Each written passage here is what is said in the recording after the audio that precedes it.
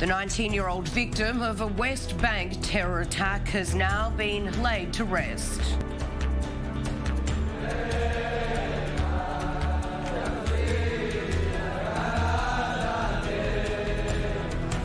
As the manhunt is still ongoing for the perpetrators, we'll be live in the West Bank with the latest. The tensions over Kashmir continue, with the UN chief calling for India and Pakistan to show restraint as Indian Prime Minister Modi defends the Parliament's decision. And UK Prime Minister Boris Johnson is not backing down over Brexit, saying the UK will leave the EU by October 31st. Hello, I'm Sarah Coates. Thanks for joining me. A 19-year-old Israeli man who was murdered today in the West Bank has now been laid to rest, with thousands of mourners singing songs in his memory. Bereaved father Yoav Sorek speaking about his son's positivity, innocence and love for humanity, as the IDF is currently conducting a large-scale manhunt for the perpetrators of the attack. Israeli Prime Minister Benjamin Netanyahu visited the scene of the crime, vowing to settle the score with the perpetrators of the attack. More in the next report. Terror returns to the West Bank. The body of 19-year-old Dvir Sorek was discovered Thursday morning near the settlement of Migdal Oz. He had been stabbed multiple times. While officially enlisted as a soldier, Sorek was in a one-year program of religious studies before receiving basic training. He always had light in his eyes, but somebody who had murder in his eyes took him. Sorek's teachers also call on others to follow the example he set. Dvir was involved in joint meetings with Palestinian neighbors. It's not surprising. He was a loving person. We won't use this incident to promote hate, but rather to follow Dvir's example. At 7:30 Wednesday evening, Sorek sends a phone message that he's on his way from Jerusalem to his religious school in the West Bank. After not arriving near midnight, his friends reported that he was missing. A search ensued, and his body was found in an open field near Migdal Oz with gruesome stabbing wounds. Israeli Prime Minister Benjamin Netanyahu was at the scene of the attack and vowed to catch the perpetrators.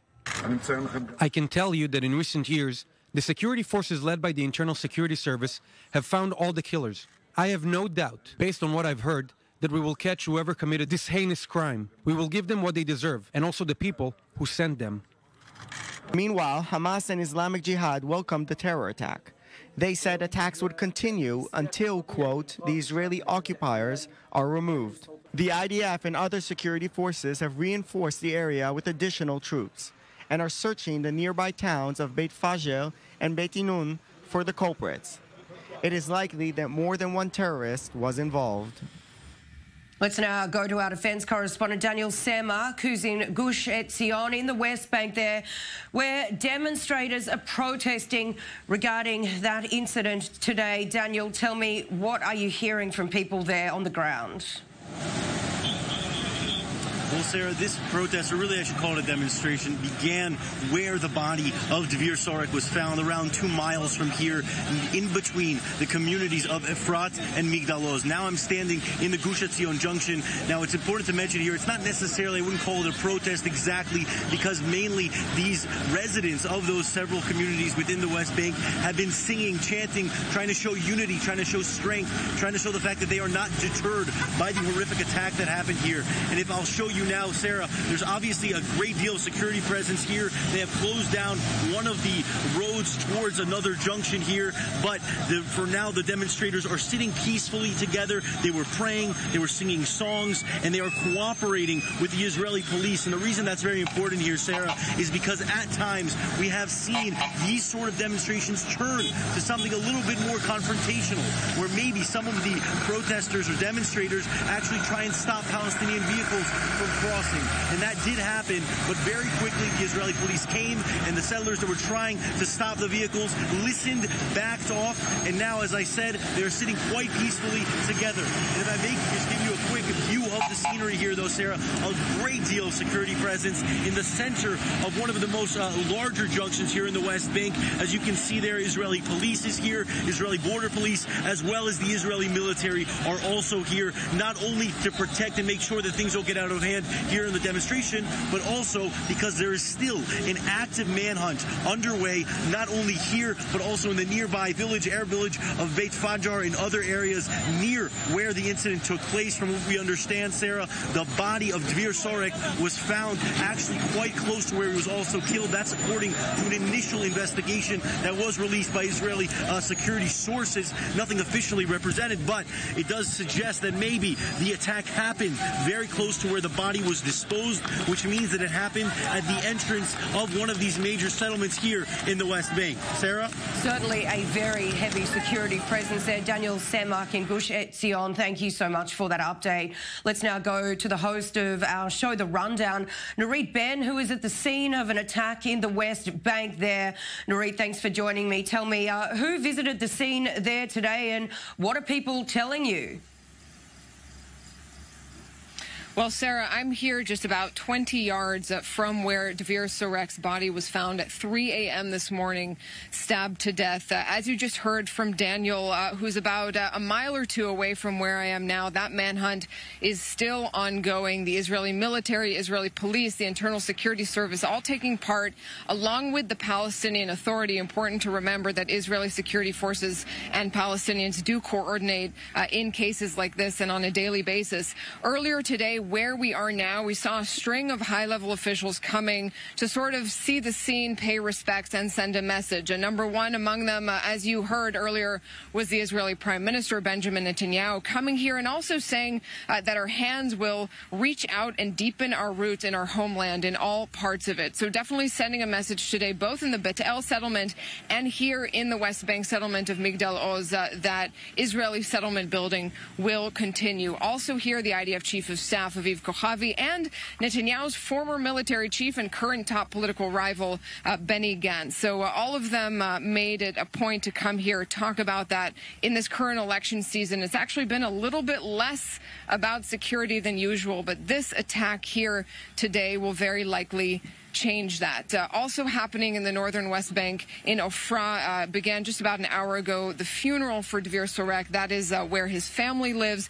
They chose to keep that a private event, not keeping it open to the public, which is also noteworthy because in the past, after attacks like this in the West Bank, in settlements, we have seen funerals also turn into sort of a bit of a venue for some kind of political talk and political promises. So that's where things stand here at this point. As we said, a manhunt still ongoing at this hour at about 9 p.m. local time. And Nurit, we are hearing from Palestinian media that Hamas is asking residents surrounding that area where this attack happened to delete their CCTV vision and also to keep their doors open to protect these offenders. Tell me, how much can we expect that to hinder the investigation and the manhunt?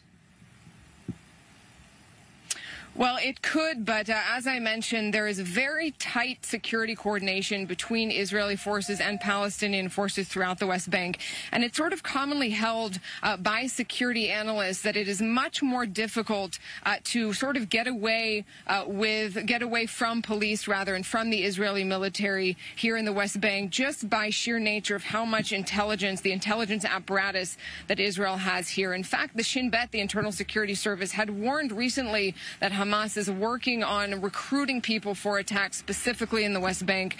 So it is not something new to them, unfortunately. Hamas pushing for attacks in the West Bank is not new by any means. And as you heard earlier, Sarah, Hamas and the Islamic Jihad, those two groups in Gaza, both of them not claiming responsibility, not claiming to be behind this attack, but all the same praising it and calling the murder heroic. All right, Nurit Ben there in Migdal Oz in the West Bank. Really appreciate the update. Thank you so much for that. And we're going out for a short break, but when we come back, Pakistan is ruling out military action in Kashmir after that disputed region was stripped of its autonomy by India, with the United Nations chief calling for calm. All of that and plenty more when we come back. Stay with us.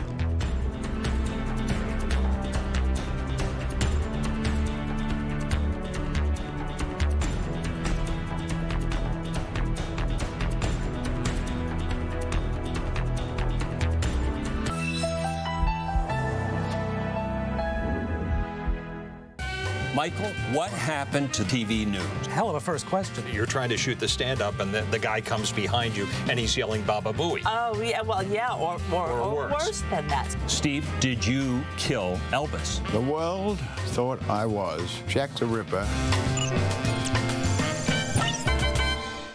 Whether you're just getting out of bed or starting your day, or you're already hard at work, we cut through the clutter to give you the right dose. Breaking news and top headlines from Israel, the Middle East, and around the world. Politics, pop culture, sports, and music. We track the big stories from the heart of the Middle East. Brace yourself for your daily dose of news.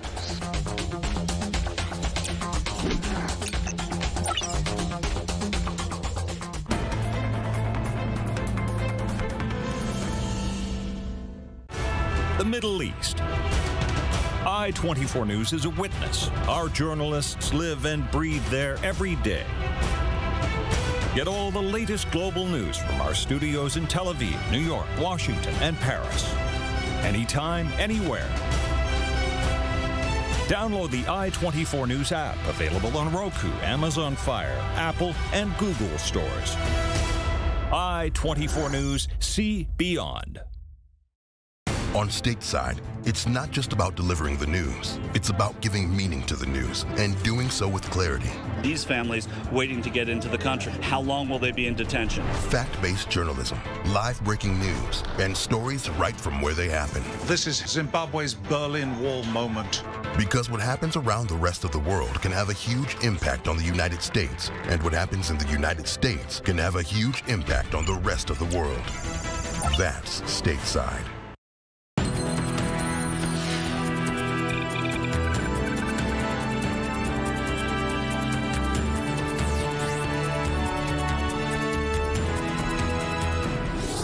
Welcome back. A 19-year-old Israeli man who was murdered today in the West Bank has been laid to rest, with thousands of mourners singing songs in his memory. Bereaved father Yoav Sorek speaking about his son's positivity, innocence and love for humanity, as the IDF is currently conducting a large-scale manhunt for the perpetrators.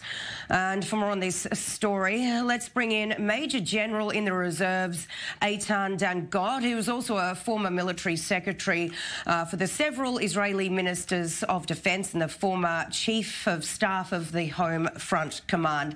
Eitan, thank you so much for coming in. We've heard from the Israeli Prime Minister Benjamin Netanyahu vowing to settle the scores with the perpetrators of this attack. Tell me, what can we expect to happen there? I think in a few levels here we have to find out, first of all, who are these murderers. And this is the immediate step that I think he meant under his statement. And in these minutes, the IDF, with the security movement of the internal security, is working very hard, first collecting intelligence to identify who is behind it. Maybe they are still in the area. Maybe they still create any other kind of terror attack when there maybe will be another bloodshed.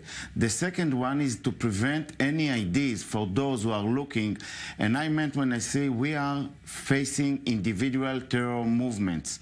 It means that a murderer brings a murderer. There are those who are looking about what's happened and can tomorrow move from their thoughts and small cabins of terror and make something. So the idea tomorrow, it's Friday, it's a very sensitive day. The prayers in the mosque, the Gaza Strip event every Friday among the fans, the prayers in the mountain temple in Jerusalem.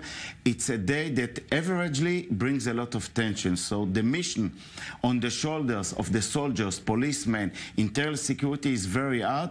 And I believe that in between days to few weeks, I hope so, the murderers, we will put our hands on them and bring them to jail, or under kind of circumstances, they will be caught and brought to where they have to be there.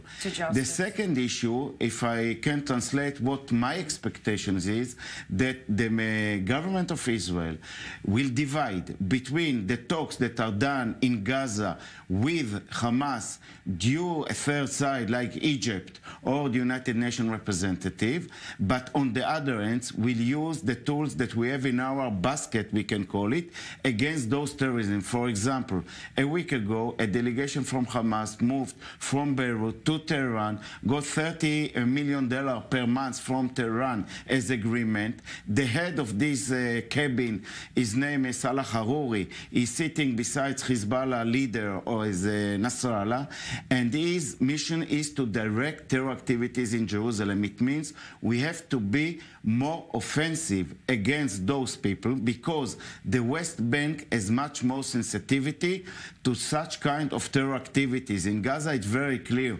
This is the fence, this is the lines. We are making our soldiers a great job every Friday and 7 days a week, 24 hours per day, even in the West Bank. But in the West Bank, a murder causes bloodshed, and that can break the very sensitive way we are living with the Palestinians in the West Bank. So tell me, just how strong is Hamas and Islamic Jihad in the West Bank? We know that, of course, Hamas rules the Gaza Strip, but what about in the West Bank? It's very clear that the mission that Hamas is looking for, and the goal is to keep the Gaza in the situation that it's now. It means getting money, strength their control in Gaza, making strong entity inside Gaza, and creating like voices they are looking for talking. On the other end, their main goal is to move the terror activities by their terrorism, by escalate the situation, by incitement, to bring it to the West Bank, to create bloodshed, and it serves two of their main goals: cause bloodshed of Jews and Israelis. On the other end, to weaken the PA authorities in the West Bank. And this is their main goal with the Jihad Islamic. But pay attention, Sarah, to the fact that none of those organizations took responsibility. But they took a very great support to make statements by their speakers. But on the other hand, they are afraid to take responsibility. But it's very clear that Hamas is the main, let's say, goal to create terrorism, bloodshed in the West Bank or in other parts of Israel. And we have to behave towards Hamas as extremist terror organization outside of Gaza. If in Gaza the discussions are going in some direction to create ceasefire, continue, but don't hesitate to target and to continue to prevent this terrorism, because pay attention to the fact that Abu Mazen is also towards his last stage of his president time. So everybody is looking also to the day after Abu Mazen. So you've served a lot of Israeli defence ministers. Tell me, what would your advice be right now to Israeli Prime Minister Benjamin Netanyahu? I don't have to give, I know my Prime Minister very well, but I think that Israel should be patient, continue very strongly to prevent any kind of terrorism by strengthening the intelligence, being much more offensive in the West Bank and even in Gaza, in order also to remind everybody the deterrence and the strongest in Israel. And this is not only towards Gaza or the West Bank, it's also towards the north, which is our main problem with Hezbollah.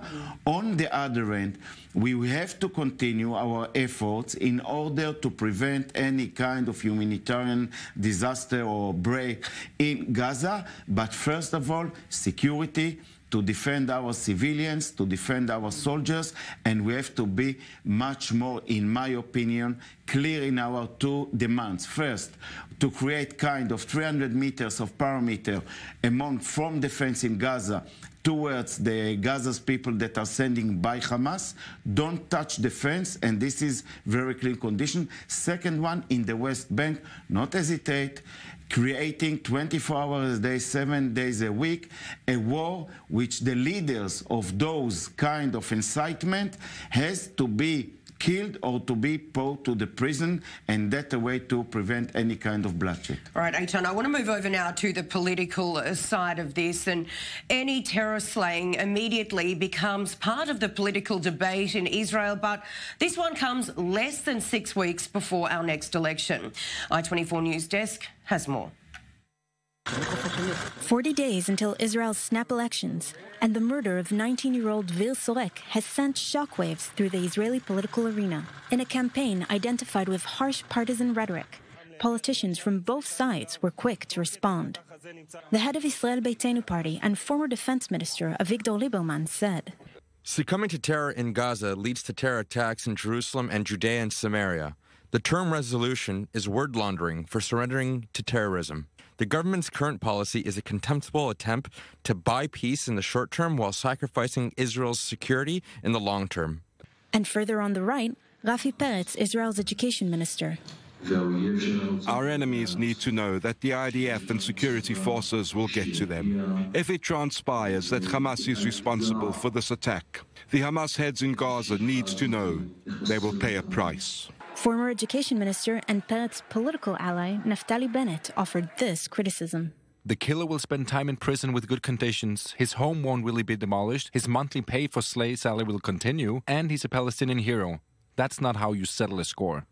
Yuli Edelstein, Speaker of the Israeli Parliament and a member of the ruling Likud party, said, "Our answer to this abominable attack must be decisive. We must apply Israeli sovereignty all over settlements in the West Bank, starting with the Gush Etzion bloc, where the murder took place." From the Blue and White Party, Netanyahu's biggest competition in the polls, former defense minister and former IDF chief Moshe Boogie Ya'alon.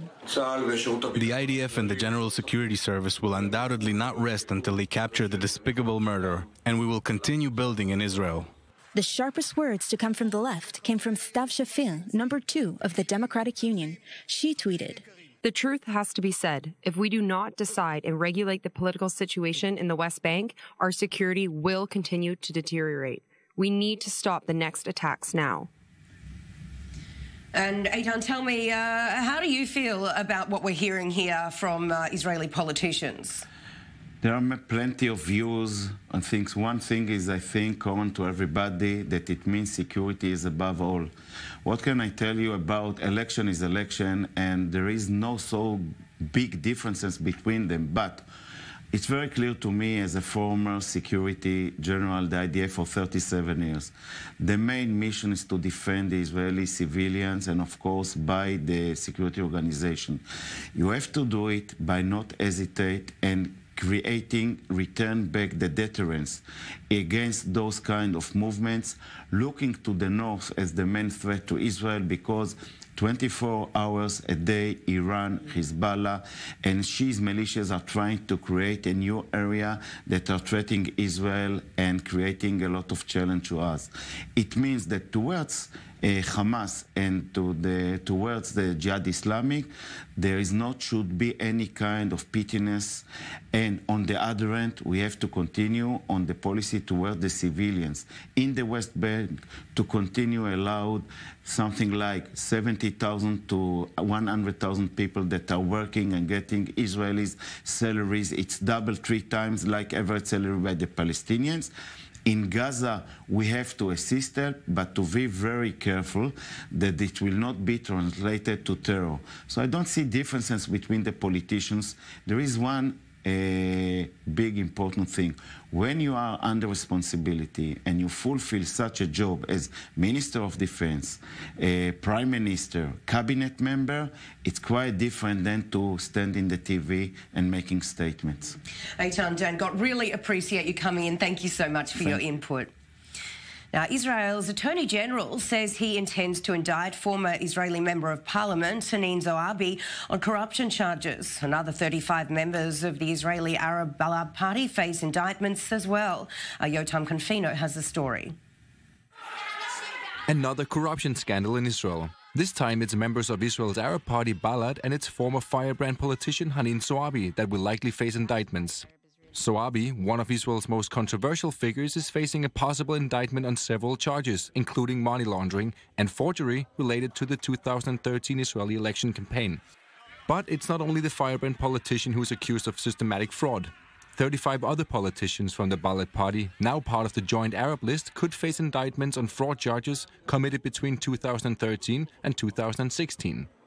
The alleged systematic fraud amounts to $1 million. Balad rejected the accusations outright. The political harassment is aimed at harming the Balad Party and the Joint Arab List. The Balad Party fervently rejects the accusations against it, against former legislator Hanin Zouabi.